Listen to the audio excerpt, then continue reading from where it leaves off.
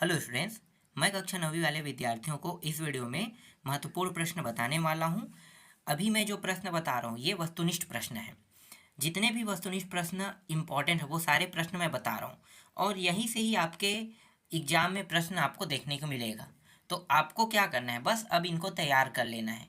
देखते हैं कितना सरल है कितना टफ है। तो चलो देखो, पहला प्रश्न क्या है। पहला प्रश्न है 78 का बीजांक होगा। 78 के बीजांक कितना होगा? 7 और 8 को जोड़ दो, कितना होगा? 7 7 14 1 15। ठीक है, 8 7 कितना होता है? 15। 15 1 और 5 करो, कितना आएगा? 6 आएगा, जोड़ेंगे तो 6 कहाँ पे? स पे है। बीजांक इसी तरह से निकालते हैं। ठीक है, निकालना जानते हो ना बीजांक कैसे निकालते हैं? संख्याओं को जोड़ दो और जोड़ने में उसे तब तक जोड़ना होता है जब तक कि हमें सिर्फ एक अंक प्राप्त ना हो जाए। जैसे 8 और 7 को जोड़ेंगे, कितना होगा? 15। 15 एक अंक नहीं है, दो अंक है, इकाई दहाई है। तो फिर क्या करेंगे? 1 + 5 करेंगे, फिर कितना हो जाएगा? 6। अब 6 प्राप्त हुआ, वो एक अंक है ना। हाँ, तो यही बीजांक है। तो इस तरह से बीजांक निकालते हैं। दूसरा प्रश्न क्या है? m का 3 घात दिया प्लस 3m² प्लस 1 में अचर पद है। ठीक है, इसमें अचर पद बताना है। तो अचर पद कौन सा है? सिंपल सा है, एक अचर पद होगा, क्योंकि m यहाँ पे क्या बन गया? चर पद बन गया है ना। तो m के साथ जो संख्या है वो तो अचर नहीं हो सकता, वो क्या होंगे? चर संख्या होंगे। तो अचर क्या है? सिर्फ एक अकेला बचा है, वो अचर है। तीसरा प्रश्न है टेन थीटा बराबर 3/4 हो तो कॉट थीटा का मान होगा। कॉट थीटा का मान बताना है, बहुत आसान है, उल्टा कर दो। तो 4 जो है वो ऊपर चला जाएगा, 3 नीचे आ जाएगा, 4/3। उत्तर कहाँ दिया है? 4/3 अ में दिया है, अ को आंसर ले लेना है। चौथा प्रश्न है ए का घात m गुणित a का घात n का मान होगा। बहुत आसान है, जब दो मान सेम हो ए तो ऊपर के घात क्या हो जाते हैं? जुड़ जाते हैं। तो जुड़ा किस में है? स में। तो स क्या होगा? इसका उत्तर होगा 20 का पूरा कोण। 20 का पूरा कोण कितना होगा? देखो, 20 का पूरा कोण 10, 50 और 60 दिया हुआ है। मैं पूरा कोण निकालना आपको बता देता हूँ। कैसे निकालते हैं? दो मान होता है, एक x और y, दोनों को जोड़ते हैं और दोनों का मान 90 अंश होता है। x का मान अगर आप 20 रखते हो तो y का मान कितना आ जाएगा? 70 आएगा। आएगा ना। 90 में 20 घटा दो, सीधी सी बात है। पूरा कोण जब भी निकालोगे तो 90 में उसको घटा देना है, तो निकल जाएगा। तो 90 में कितना घटाएंगे? यहाँ पे 20 दिया, 20 घटाएंगे कितना आएगा? 70। तो इसमें 70 दिया का मान नहीं दिया, क्या लिखो? इनमें से कोई नहीं। आगे देखो, सही विकल्प चुनकर लिखे। यहाँ पे देखो फिर से वही प्रश्न आ रहा है। ठीक है, रिपीट हो रहा है। कुछ प्रश्न रिपीट होगा क्योंकि मैं जो प्रश्न दे रहा हूँ ये एक इम्पॉर्टेंट प्रश्न है, और कुछ प्रश्न पत्रों को मैंने ऐड किया और कुछ महत्वपूर्ण प्रश्नों को भी मैंने ऐड किया। तो दोनों को ऐड करके ना इन प्रश्नों को मैंने बनाया है, इसलिए आपको 2-3 प्रश्न रिपीट होते हुए दिखाई देगा। अब रिपीट हो रहा है तो बाई चांस हो सकता है वो इस साल भी रिपीट हो जाए आपके एग्जाम में, इसलिए आपको ये बात ध्यान देना है। ठीक है, चलो देखो यहाँ पे क्या लिखा हुआ है? ए एम गुणित ए एन क्या होगा पता है आपको? जब दोनों मान नीचे के सेम हो तो ऊपर के घात क्या होते हैं? जुड़ जाते हैं, मतलब ब ऑप्शन सही होगा। दूसरा देखो यहाँ पे क्या दिया है, यहाँ पे गुणांक बताना है ना।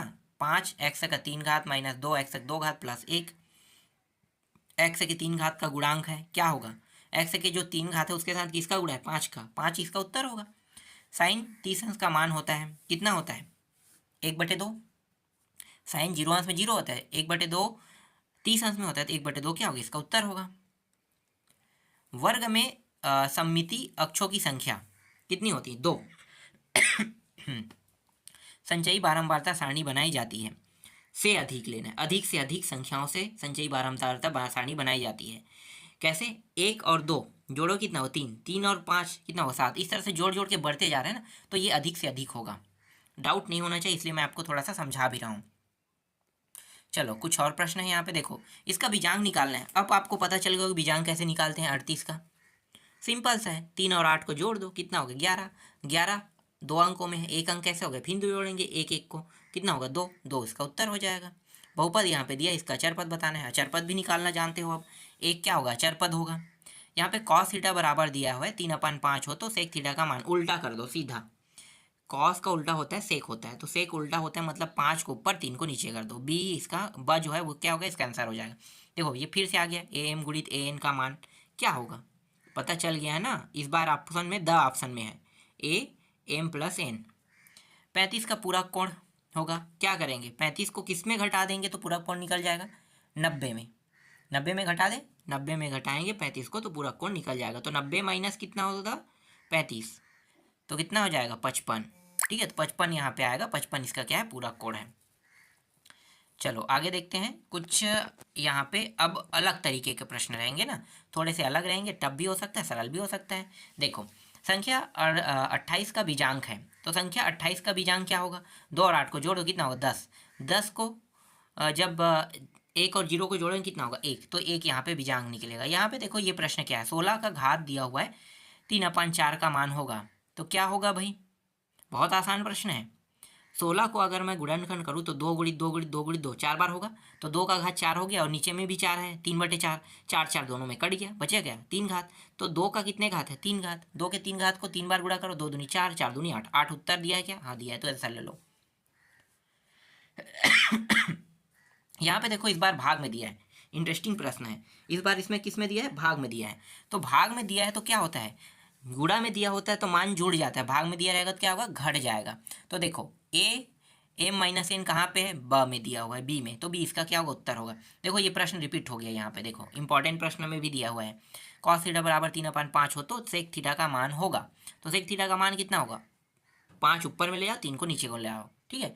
तो कितना हो जाएगा, यहाँ पे उत्तर यहाँ पे दिया हुआ है 5/3, ब लेना है, ठीक है। अगला देखो, बट्टा, यहाँ पे क्या दिया है, बट्टा दिया हुआ है ना, तो बट्टा किस पे लिया जाता है, विक्रय। यहाँ पे बट्टा जो है वो विक्रय मूल्य माइनस अंकित मूल्य करने पर बट्टा निकल जाता है सीधा।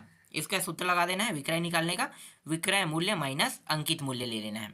55 का पूरक कोण कह रहा है, देखो पूरक कोण मैं आपको समझा रहा हूँ, मतलब इस तरह के प्रश्न आपके एग्जाम में आएंगे, ऐसे ही प्रश्न। और अगर आप इन प्रश्नों को ध्यान से देखते हो तो आपको पूरा समझ में आ जाएगा कि कैसे कैसे बनाना है। इसीलिए मैंने ना कुछ प्रश्नों को जोड़ के दिया है। अगर मैं आपको एक पेपर सेट देता हूँ तो पेपर सेट में वहाँ से प्रश्न फंसेंगे नहीं, फिर आप लोग का सर आता नहीं है वहाँ से, कुछ लोगों के एग्जाम में फंस गया, ठीक है। तो ये कुछ तो होता है पर कुछ के में नहीं होता है। तो ऐसे प्रश्न देख रहे हैं जो टफ है और आसानी से आपसे बन जाए, तो 5 में 5 मिल जाएगा पूरा, ठीक है। तो यहाँ पे 55 का पूरा कोण क्या होगा, 55 का पूरा कोण 35 होगा, सीधी सी बात है, 90 में घटा दो, जब 35 का निकाले तो 55 आया, तो 55 के निकालेंगे तो 35 आएगा, है ना। आगे देखो, इसके बाद है, यदि एक त्रिभुज के 2 कोण 30 अंश व 60 अंश है तो तीसरे कोण का मान होगा। तीसरे कोण का मान कितना होगा, 2 कोणों का मान यहाँ पे दिया हुआ है, 2 कोणों का मान कितना दिया हुआ है, 2 कोणों का मान यहाँ पे दिया 30 और यहाँ पे 90 दिया हुआ है, ठीक है, 30 और 90। तो एक सेकंड, 30 और 60 दिया, सॉरी, तीसरे कोण का मान क्या होगा, तो तीनों कोणों का मान मिला के 180 अंश होना चाहिए, तो 90 की आवश्यकता है हमें, तो 90 इसका क्या होगा, तीसरे कोण का मान होगा। अगला देखो, यदि वृत्त की त्रिज्या 2 सेंटीमीटर है तो वृत्त का क्षेत्रफल होगा।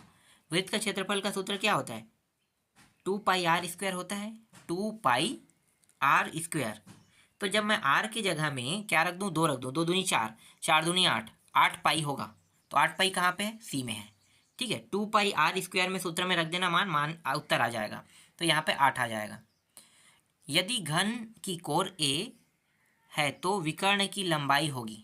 ये यार इतना सरल सरल प्रश्न पूछता है जिसकी कोई सीमा नहीं है। यहाँ पे a को ले लेना है, मैंने कुछ समय पहले आप लोगों को बताया था कि घन के बारे में, ठीक है। वो टॉपिक आप लोग नहीं देखे, वो तो आपकी गलती है भाई, हमारा काम है डालना और आप लोगों के लिए सरल करना, लेकिन आप लोग देखते नहीं हो तो आप लोगों के लिए कठिन हो जाता है।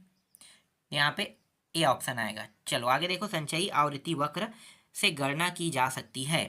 किसकी गणना की जा सकती है, माध्यिका बहुलक। तो संचयी आवृत्ति से माध्यिका की गणना की जा सकती है। कुछ और प्रश्न देखो, यहाँ पे दिया हुआ है न्यूनतम शब्द का अर्थ, न्यूनतम शब्द का अर्थ बताना है। तो न्यूनतम शब्द का अर्थ क्या होगा भाई, यहाँ पे तो ऐसे प्रश्न नहीं आते हैं, ये फिलहाल मैंने दे दिया तो मैं बता देता हूँ। 10 का घात 11 होगा यहाँ पे उत्तर, ठीक है। क्या लेना है, 10 का घात 11 लेना है। 60 अंश का पूरा कोण होता है, 60 अंश का पूरा कोण क्या होगा भाई, 60 अंश का पूरा कोण 90 होने कितने आवश्यक, 30, 30 की आवश्यकता, 30 कहाँ पे, ए में, तो ए ले लेना। फिर देखो यहाँ पे फिर से रिपीट हुआ है प्रश्न, मैं इसको नहीं बताऊंगा, आपको उत्तर पता है। साधारण ब्याज के अंतर्गत प्रत्येक वर्ष समान रहता है। देखो साधारण ब्याज जब भी निकालते हैं तो प्रत्येक वर्ष क्या चीज़ समान रहता है, तो उत्तर क्या लेना है, उत्तर आपको लेना है मूलधन। मूलधन हमेशा समान रहता है। घन के आयतन का सूत्र बताइए, घन का आयतन का सूत्र क्या होता है, घन के आयतन का सूत्र होता है, यहाँ पे तो दिया नहीं है, 6a² होता है, लेकिन यहाँ पे नहीं दिया है तो क्या लेना है, a का 3 घात लेना है, क्योंकि सेम टू सेम यही होता है, ठीक है, a का 3 घात। तो यहाँ पे क्या आ जाएगा, a का 3 घात आ जाएगा। वर्गांतर 45 माइनस 55 में निम्न सीमा का मान होगा। देखो उच्च सीमा और निम्न सीमा, दो सीमा होते हैं। 45 जो है वो निम्न सीमा है, उच्च सीमा क्या है 55, तो आगे वाले को निम्न सीमा कहते हैं, निम्न सीमा का मान 45 है। बहुपद 7 प्लस 4x प्लस 5x 5 घात प्लस 2x 3 घात में बहुपद की घात बताइए। सबसे बड़े घात को देखना है, किसमें सबसे ज़्यादा घात, 5 में, 5 है, x का घात कितना है 5, तो 5 इसका उत्तर रहेगा। रिजु कोण की माप होती है, रिजु कोण की माप होती है, तो रिजु कोण की माप कितनी होगी, तो रिजु कोण की माप जो है वो 180 अंश होता है। टेन 45 अंश का मान 1 होता है, 1 ले लेना। वैदिक गणित में सूत्र है, तो वैदिक गणित में कितने सूत्र हैं, हाँ अगर ये प्रश्न पूछ दिया तो 16 सूत्र लिखना है। वैदिक गणित में कितने सूत्र हैं, 16 सूत्र। आगे देखो, लीलावती नामक ग्रंथ की रचना की थी, लीलावती नामक ग्रंथ की रचना किसने की थी, तो भास्कराचार्य ने लेना है। कर्णी संख्या में तीसरे मूल को कहते हैं, कर्णी संख्या में तीसरे मूल को क्या कहते हैं, घनमूल कहते हैं। 3 जिसका मूल हो ना उसको घनमूल, 2 होता है तो वर्गमूल कहते हैं। छूट या बट्टा वस्तु के किस निर्धारित मूल्यों पर दी जाती है, बहुत अच्छा प्रश्न है। ये प्रश्न कई बार एग्जाम में आ चुका है और मैंने हर बार आपको उत्तर बताया है। क्या बताया है, अंकित मूल्य, ठीक है, छूट बट्टा जो है अंकित मूल्य पर दी जाती है। 140 अंश का संपूरक कोण होगा। अब यहाँ पे पूरा कोण नहीं कह रहे, अब इस बार क्या कह रहे हैं, संपूरक कोण कह रहे हैं, ठीक है, क्या कह रहे हैं, संपूरक कोण। तो संपूरक कोण का मतलब क्या होता है, संपूरक कोण में मान जो होता है वो 180 अंश का होता है। 180 अंश में हम उसको घटाएंगे तो निकल जाएगा, 180 अंश में 114 को घटा 140 को घटा दो, कितना आएगा 40, तो सी इसका आंसर हो जाएगा। वृत्त की परिधि का सूत्र होता है 2πr। घनाभ में फलकों की संख्या कितनी होती, 6, ठीक है, कितने होते हैं 6 फलक, तो 6 ले लेना है। यहाँ पे देखो n और ये दिया है a n गुणित a माइनस n दिया है, तो क्या होगा, घात जुड़ जाएंगे, तो एक तो प्लस में एक माइनस में मतलब घटेगा, तो घात क्या होगा 0 हो गया, तो a का घात 0 मतलब 1, 1 कहाँ पे है a में दिया हुआ है, तो मान क्या होगा 1 होगा। वैदिक गणित के रचयिता है, तो वैदिक गणित के रचयिता का नाम क्या है भाई, वैदिक गणित के रचयिता का नाम है भारती कृष्ण तीर्थ। साधारण ब्याज के अंतर्गत प्रत्येक वर्ष समान रहता है, क्या समान रहता है, उत्तर लेना है, मूलधन समान रहता है।